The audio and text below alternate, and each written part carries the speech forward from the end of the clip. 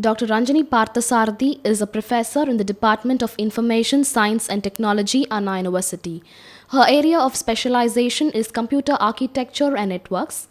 One of her special interests is Indian language technology systems.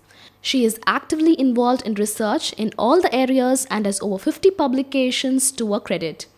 She has about 25 years of experience covering both industry and academics.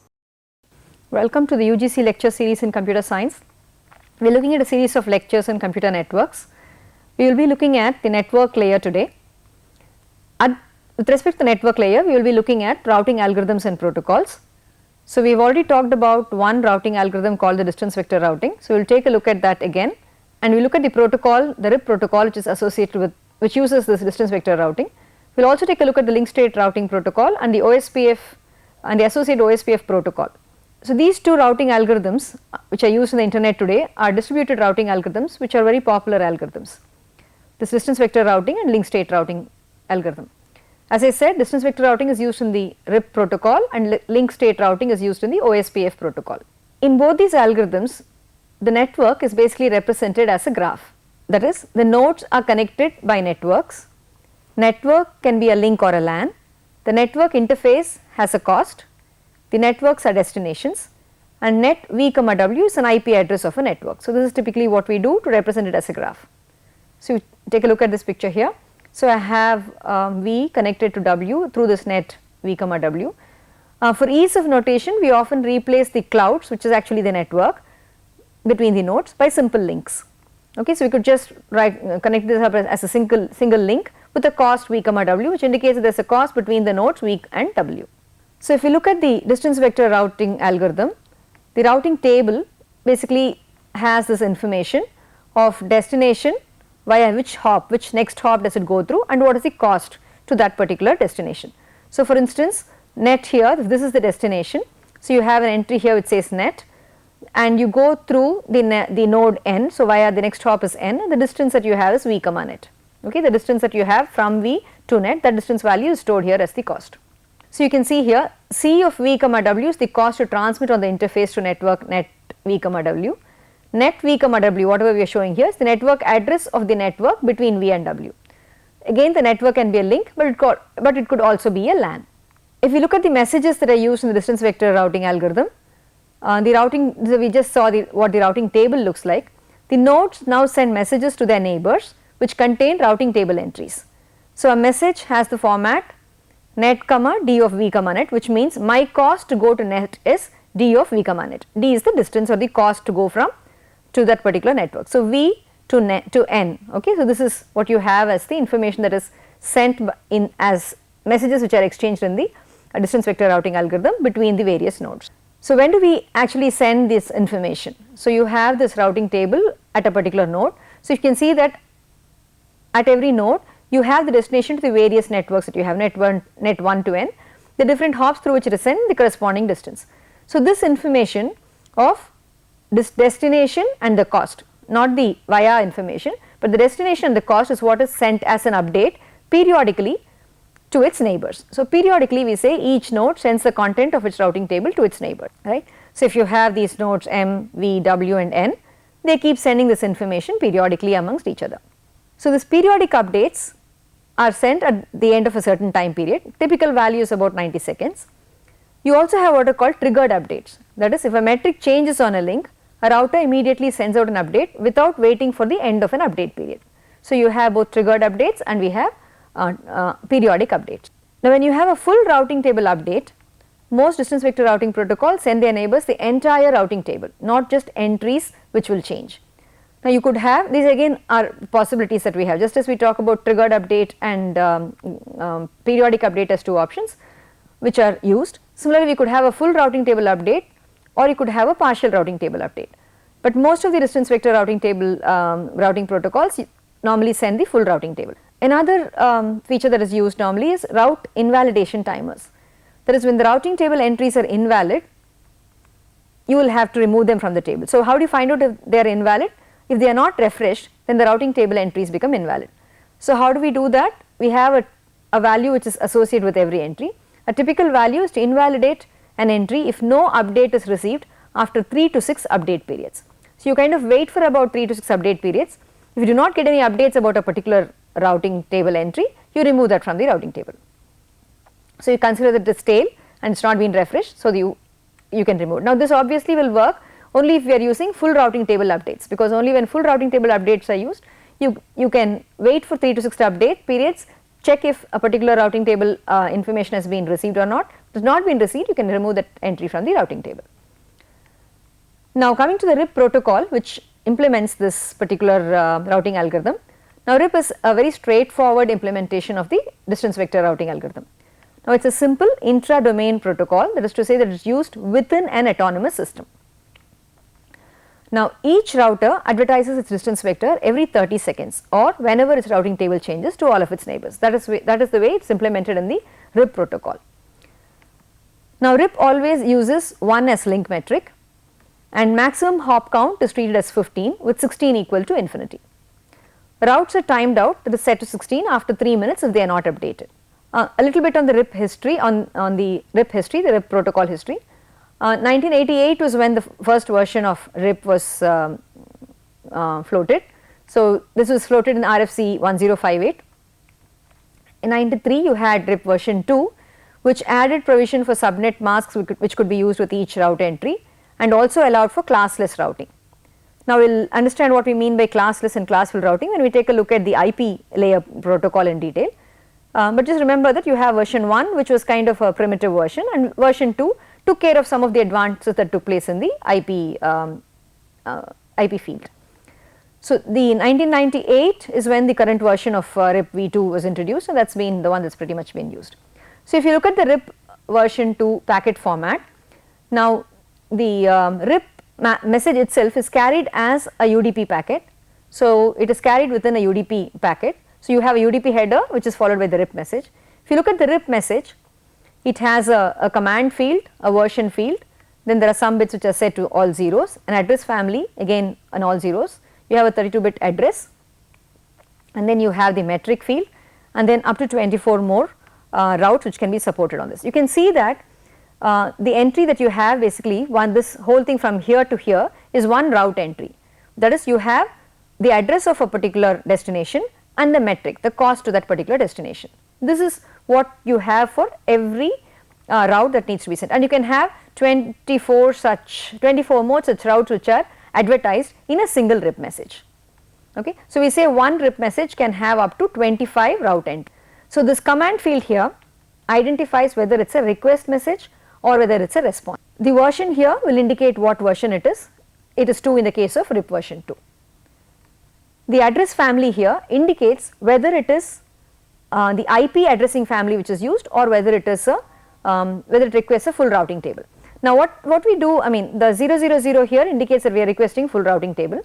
Now, 2 for IP basically indicates that the RIP protocol can be used not only for IP, but for any other networking protocol as well. So, for IP the address family here is given as 2, and correspondingly these bits over here, these fields that we have here, they are used for the IP address, and since IP address is only 32 bits, we use just one 32-bit address over here, the rest are unused. These would be set to all zeros, but if you had some other routing protocol that was used, then you would have, and if they needed a larger number of addresses, these bits would be used to specify those addresses. So, this is the 32-bit address is the address of the destination, and this cost here is the cost measured in hops, and as we just said, RIP measures it in terms of number of hops. Right. Coming back to the other information that you have, so you could have route tags which are specified over here, that is RIP version 2 I said allows you to support subnet masks and so on.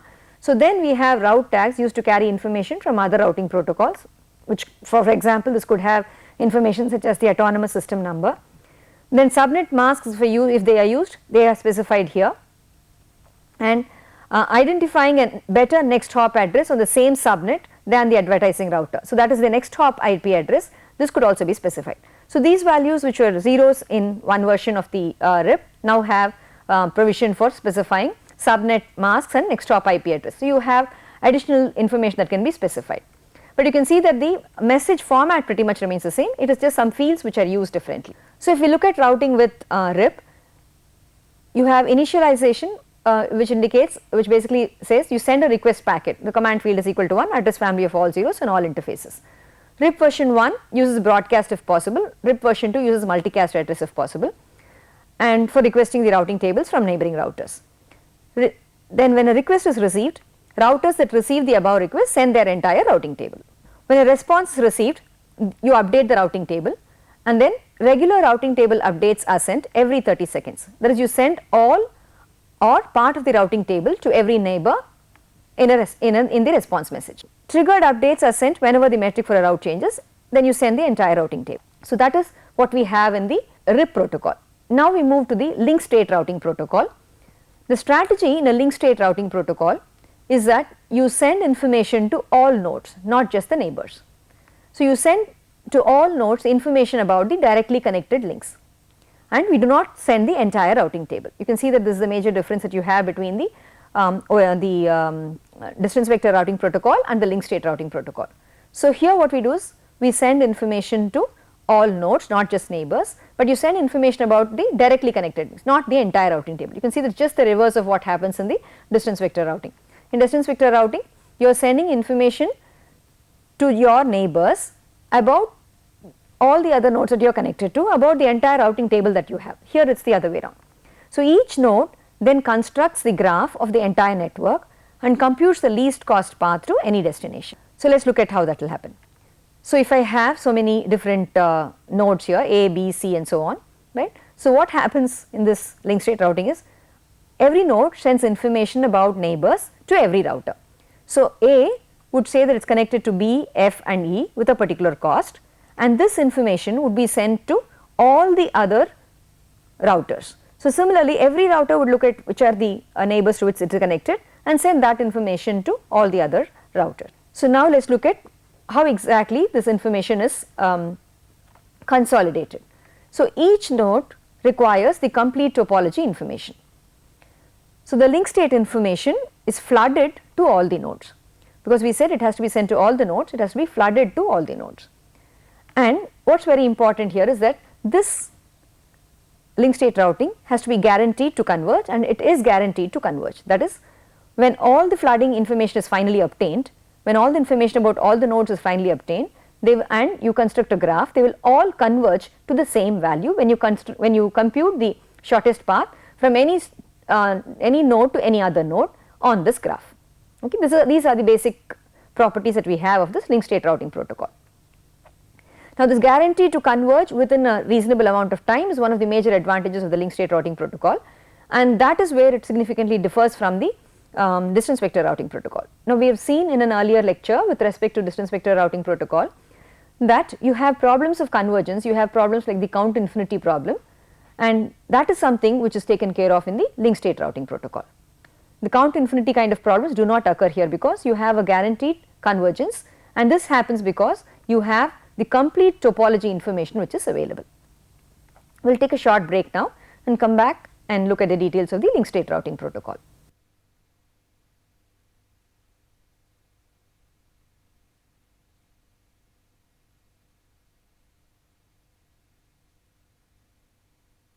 Welcome back after the break.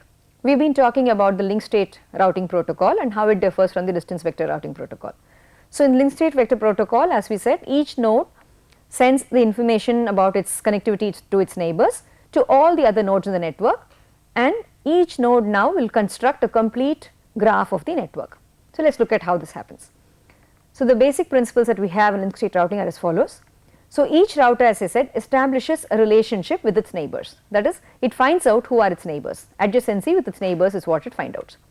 Then each router generates what are called as link state advertisements or LSAs, which are distributed to all routers. So what does this LSA normally consist of? It consists of a link ID, state of the link, cost and neighbors of the link. So this information is what is sent in this LSA packet.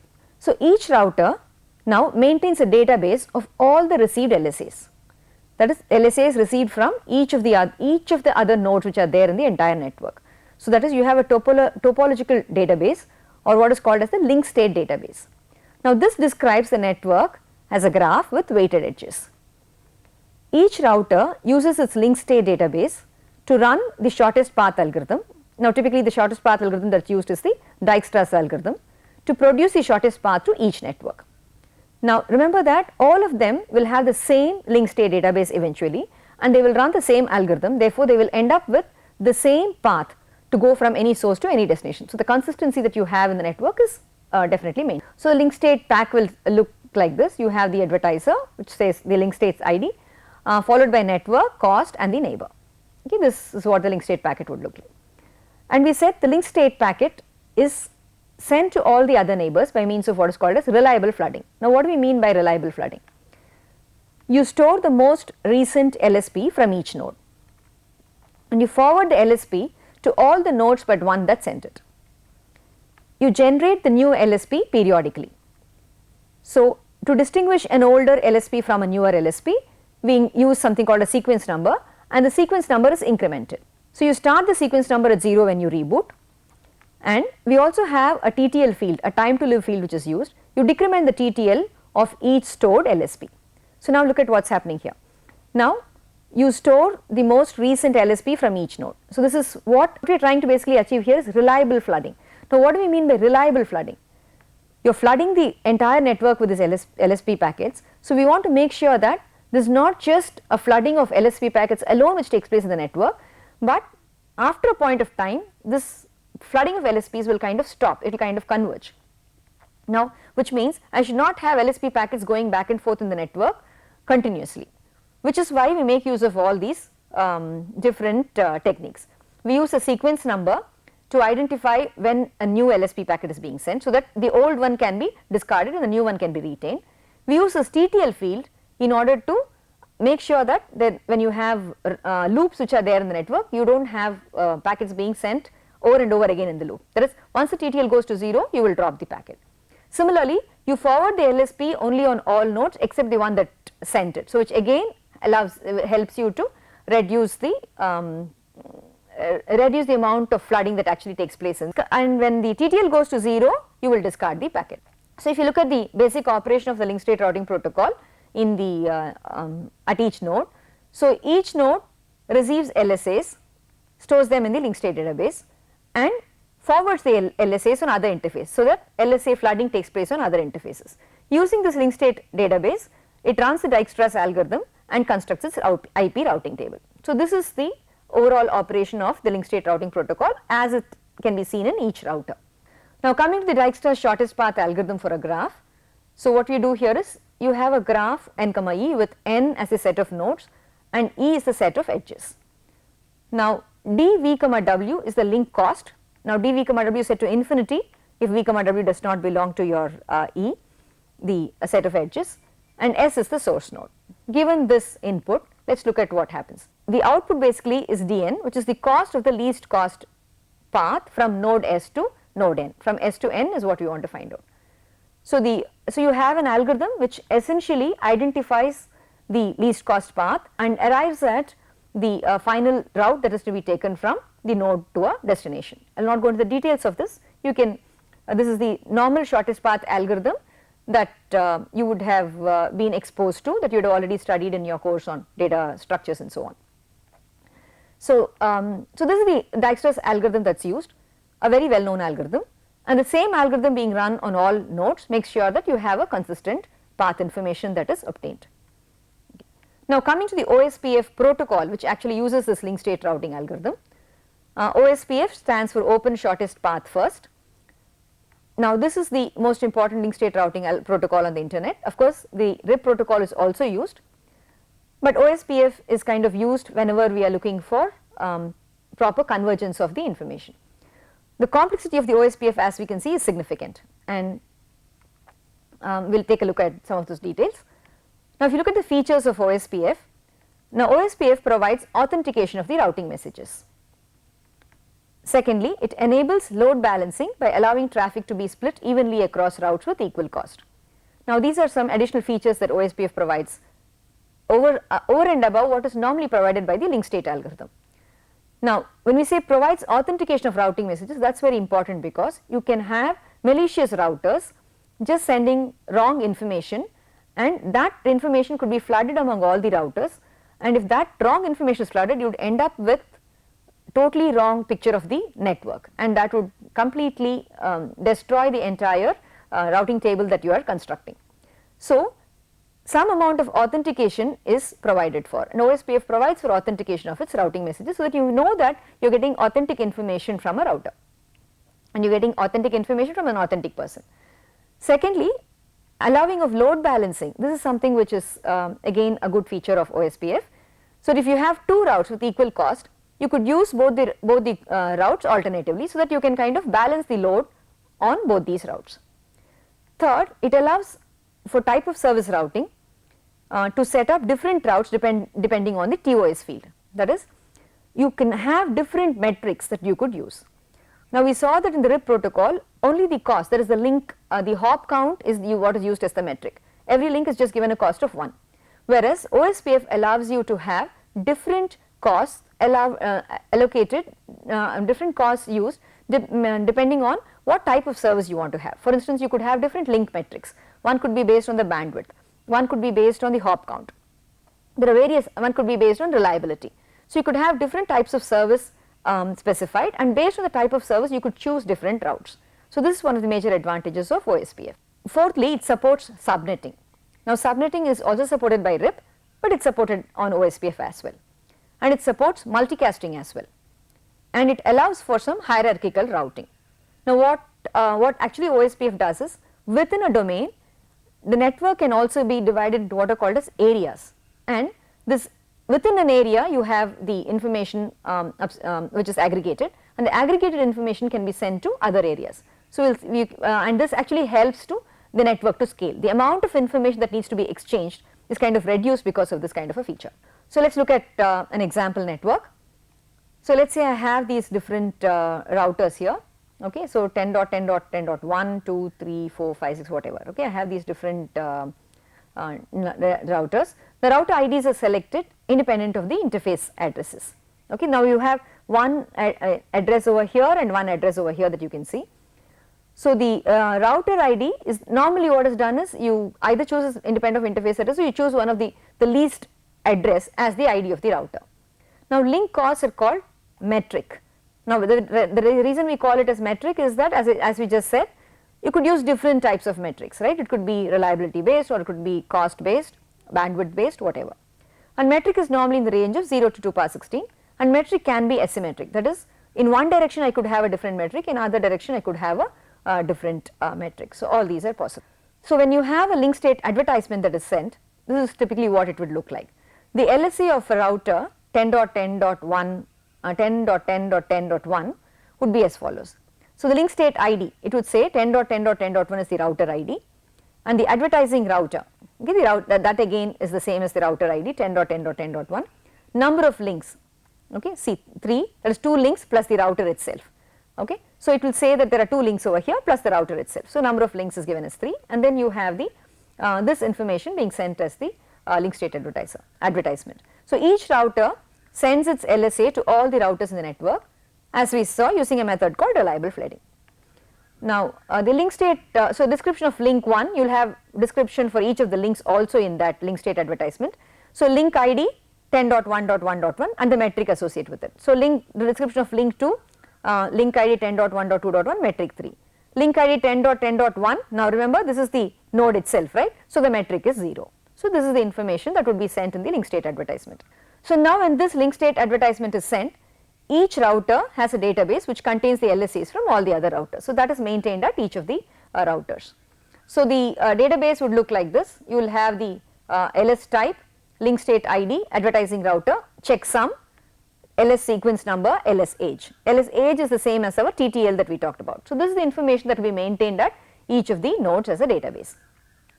So, now if we look at this database, the collection of all LSAs, as we said, is called as a link state database.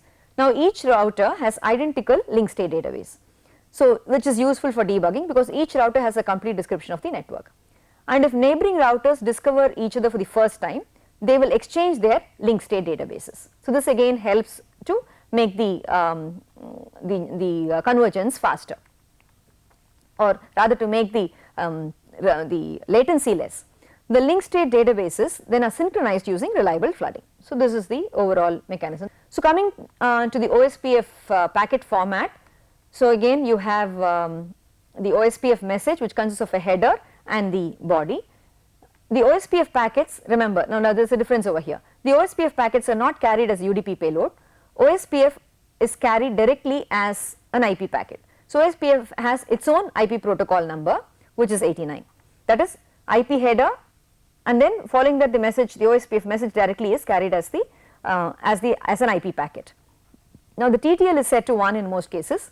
The destination IP would be the neighbor's IP address, or it would be 224.0.0.5 or 224.0.0.6. That is all OSPF routers or all the D routers. So, these are multicast addresses which are used to indicate that you are sending it to some of these to these different routers. Okay. Now, coming to the OSPF message as such, you have the message header followed by the body of the OSPF message. The body of OSPF message consists of message type, what specific data is being carried, followed by LSAs. Now, link state advertisement again will have an LSA header and LSA data, right. So, this is what the OSPF message. So, if you look at the OSPF message header, it consists of a version, type field, message length, source router IP address, area ID, a checksum, authentication type followed by authentication information. Remember that we just said that OSPF supports authentication. So, the type of authentication is specified in this particular field, and the information for authentication. For instance, if you are using a password based authentication, authentication type field here would indicate that you are using a password based authentication, and the actual password would be carried in this authentication field. Now, version, type, message length, all these are quite self-explanatory. Checksum is again a typical 16-bit checksum that is used in most of the IP related protocols. Okay. So, the version field here is version, the current version is 2, so it will show that it is 2. The type here will identify whether it is a hello message, a database description message, a link state request message, a link state update message, or a link state acknowledgement message. So, that is indicated by the type field. The area ID here is the ID of the area from which this packet originated. So, remember I just told you that you could have the entire area in which your OSPF protocol is being run divided into the entire domain being divided into multiple areas. So, in which case you need to give an ID for the area, that is what is specified in this area ID field. Checksum, as I said, is the standard IP checksum, and authentication type here will indicate that you are coming to the what kind of authentication is being specified. Coming to the LSA format, the OSPF LSA format, you have the link age, link type, link state ID, advertising router, link sequence number, checksum length, followed by information about each link, link ID, link data, link type, TOS metrics and the metric as such. So, you have the complete information being specified over here. Now, discovery of neighbors is done by means of the OSPF hello packets, and if two routers share a link, they can become neighbors and establish an adjacency. After becoming a neighbor, as we said, the routers exchange their link state databases. So, this is something that we have already talked about. Dissemination of LSA updates take place, that is through by means of these LSA update messages, and there are certain exceptions of course. Infrequently, about every 30 minutes a router will flood LSAs even if there are no new changes. Normally it is sent only when you have changes, but you also send it in certain exceptional cases. Okay. And acknowledgements of LSA updates happens through an explicit tag or implicitly via reception of an LSA update message. So, this is basically how the OSPF protocol works using all these LSA messages. So, to summarize, what we have looked at today are the basics of two different routing algorithms, the distance vector routing and the link state routing, and the protocols that are associated with these two, which are used currently in the internet, RIP protocol and the OSPF protocol. So, a few questions that can help in terms of assimilating today's content. Question number 1, what is the idea used in distance vector routing? Question number 2, what is the disadvantage of the distance vector routing algorithm? Question number 3, what is the idea used in link state routing? Question number 4, what is meant by reliable flooding? Question number 5, what are the contents of an LSA packet? Question number 6, which algorithms used to calculate the shortest path in OSPF? So, that would be the set of questions that you have. Thank you.